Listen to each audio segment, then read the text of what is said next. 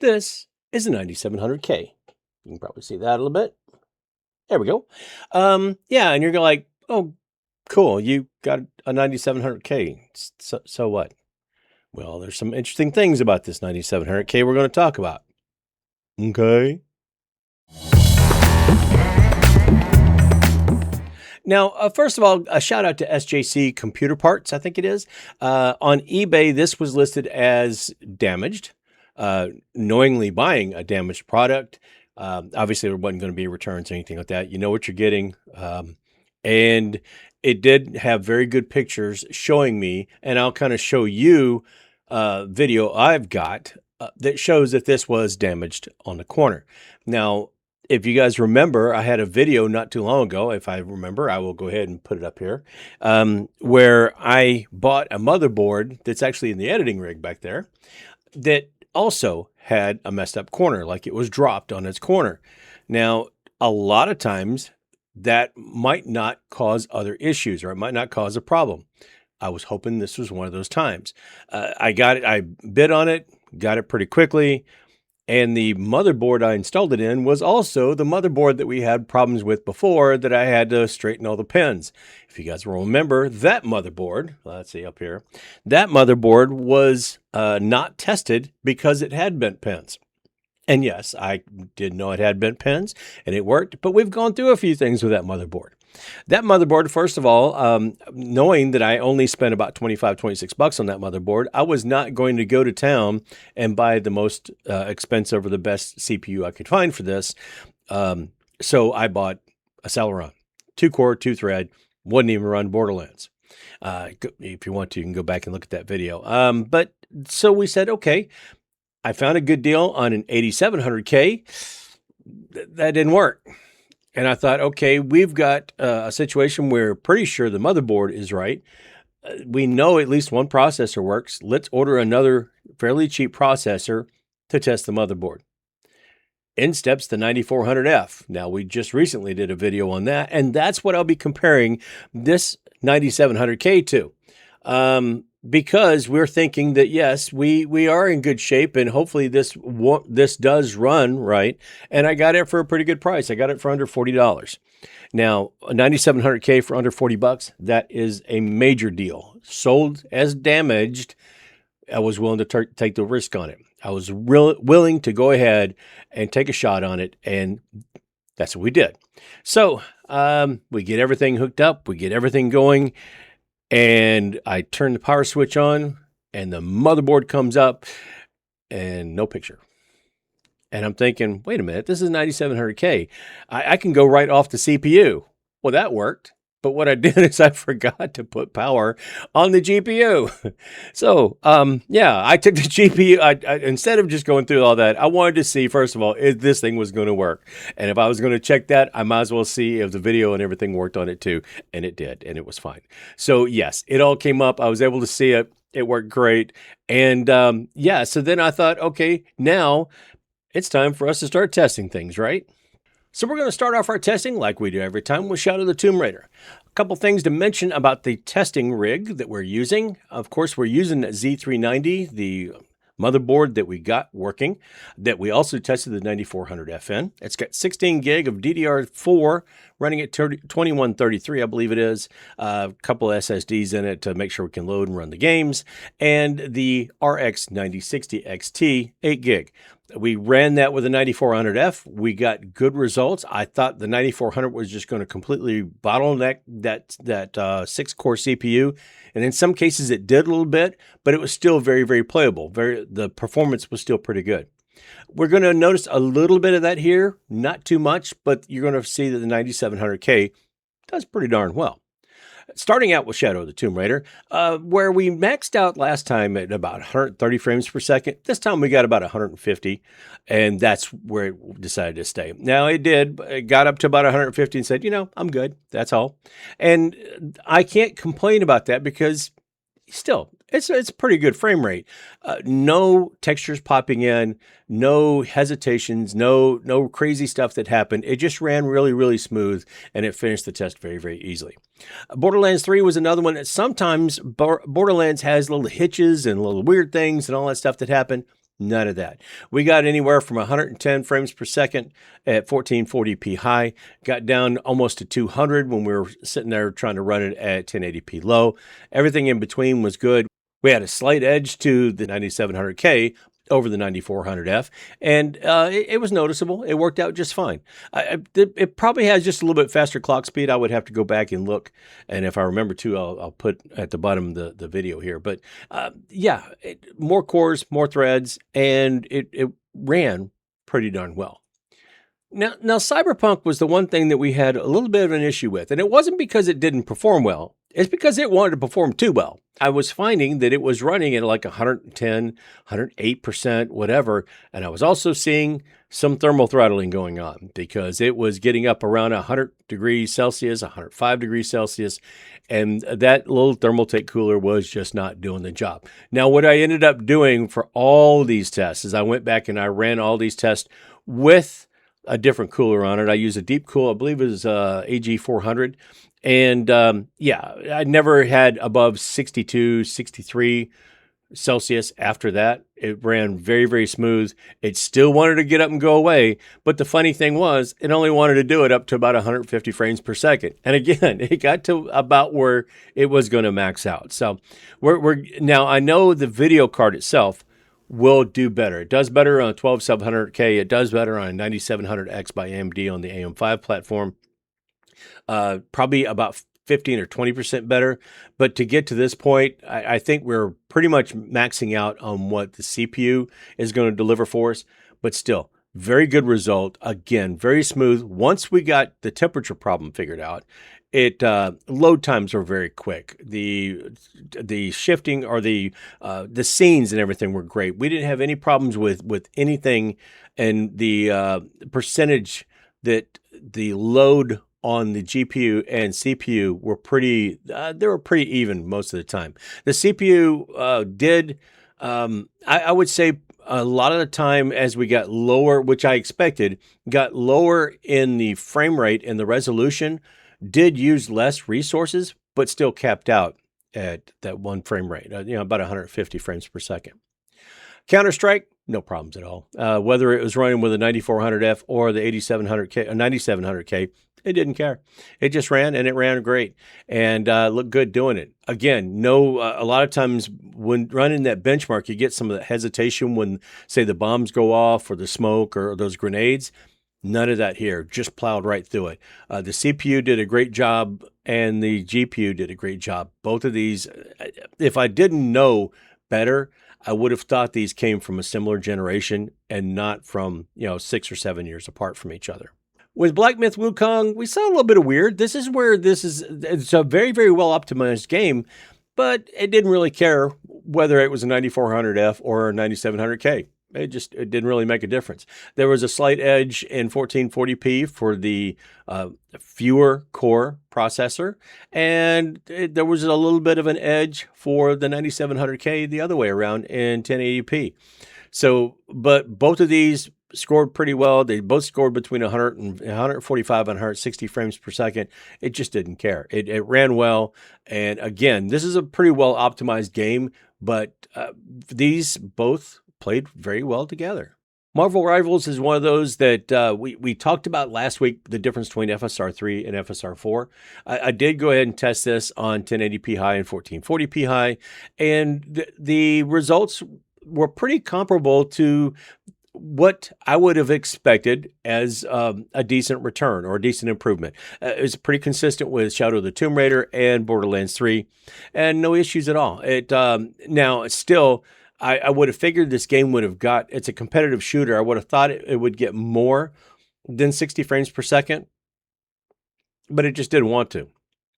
The 9400F managed 69 frames per second at 1440p high, beaten out again by the 9700K, and the 9700K did the same thing at 1080p, getting almost 90 frames per second, still looking pretty good. Again, this is one of those things that when we were looking at the difference between FSR3 and FSR4 last time, I didn't see a lot of those dropouts and a lot of those dropped frames and bad, I would say 1% lows that I did when I was looking at FSR4 with the 9400F. Now, I might have to go back and look, try FSR4 with this CPU to see if I get the same type of results, but that would be a different video. And maybe we'll do a dedicated video on some of those things. And then finally, Black Ops 7. Black Ops 7 was one of those weird things where the 9400F actually did a little bit better. Not remarkably so, but I mean, it was enough. It was noticeable at 1440, and it was a little bit better at 1080p as well. Both of these were on what they call Ultra, but basically it's high, and FSR3. We may compare some of the FSR3 and FSR4 in a future video, but I just wanted to check and see what it was on what was the default. But it ran smooth. It ran very, very well. I expected the frame rates, the average frame rates, to be higher than they were when I got done looking at the tests, but I mean, it was smooth. There was no issues, again, with explosions and glass shattering and all that stuff. No issues, no problems. It looked really, really smooth and really, really good. And this runs without a problem at all. No problems with secure boot, no problems with TPM, no problems with any of that stuff. It did run easily. It was easy to set up. I've also gotten questions lately again on some of the older AMD combinations trying to run secure boot, that it doesn't like it very well. And in particular, some of these games that require the anti-cheat not working. But this wasn't the case here. For a 9th gen hardware, it ran pretty smooth and without any kind of issue or any kind of problem. And I was pretty happy with it overall. So those are the numbers there. What do I think? Did I do okay getting this CPU? Heck yeah. Getting this CPU and this motherboard. The only thing that could have been better if I'd have got memory that was untested that worked in here too, or an SSD or something, because the motherboard, if you'll remember from back, would cost me about $25. This CPU cost me less than 40. So we're all into this build, not including the memory and the SSD. We're into this build for, a couple dozen dollars. This isn't so horrible. We're easily into it for less than 100. Just the platform itself only cost me about 70, and I can't really complain because I was able to spend. Now, okay, what is my time worth? Because it took me about 20 minutes being pretty meticulous to make sure the CPU was the corner of it was sandwiched back like I thought it should be to fit in the socket. And the motherboard took me about maybe 2.5 hours to make sure I got all the pins straight. So my time might have been valuable, but the price or the cost wasn't bad at all. And I was pretty happy with that. What's next? For this build, I'm still going to play around with a little bit. Like I said, we might experiment some with FSR3 and FSR4.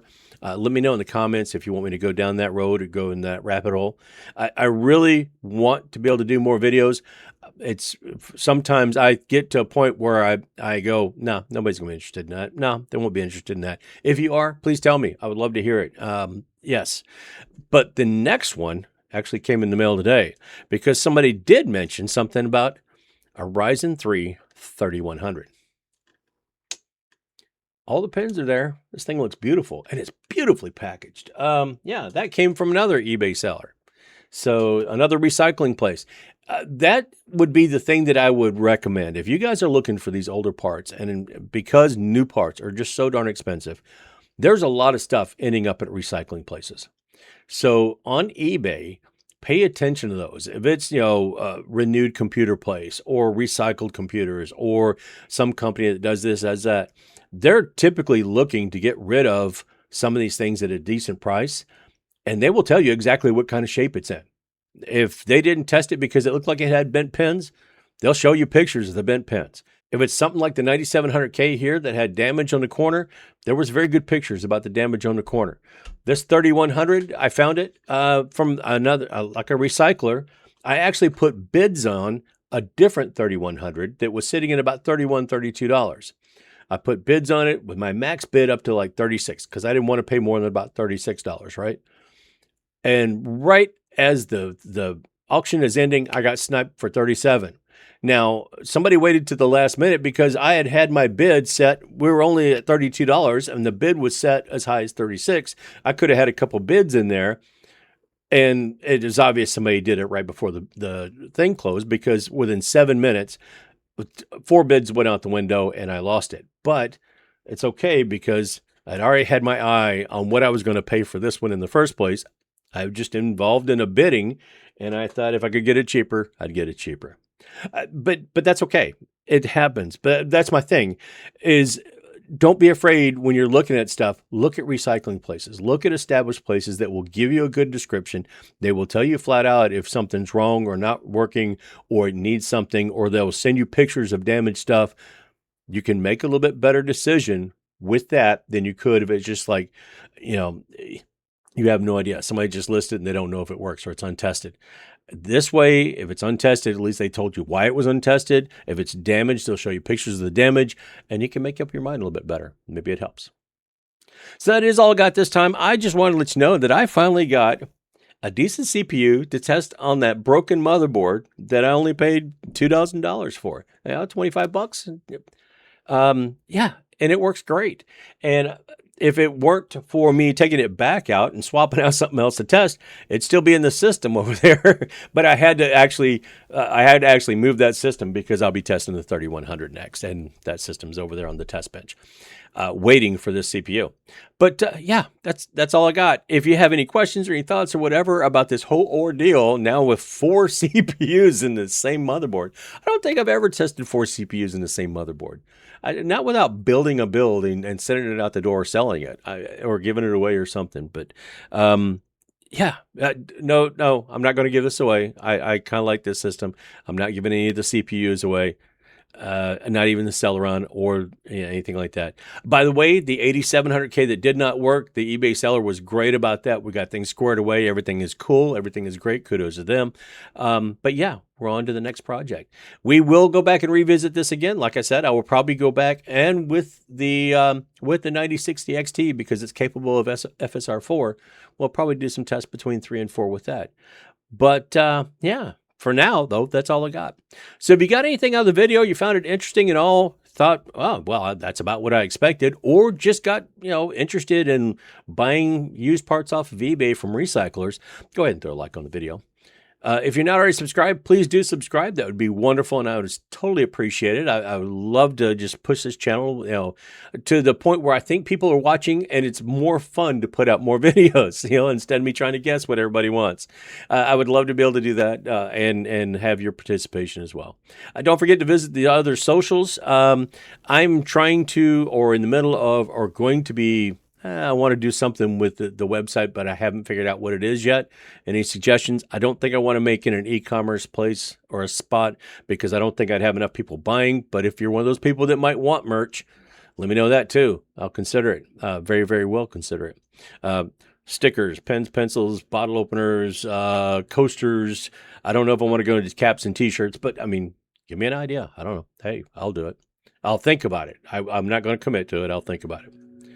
Anyway, that is all I have for right now. I appreciate you guys hanging out for me for this long.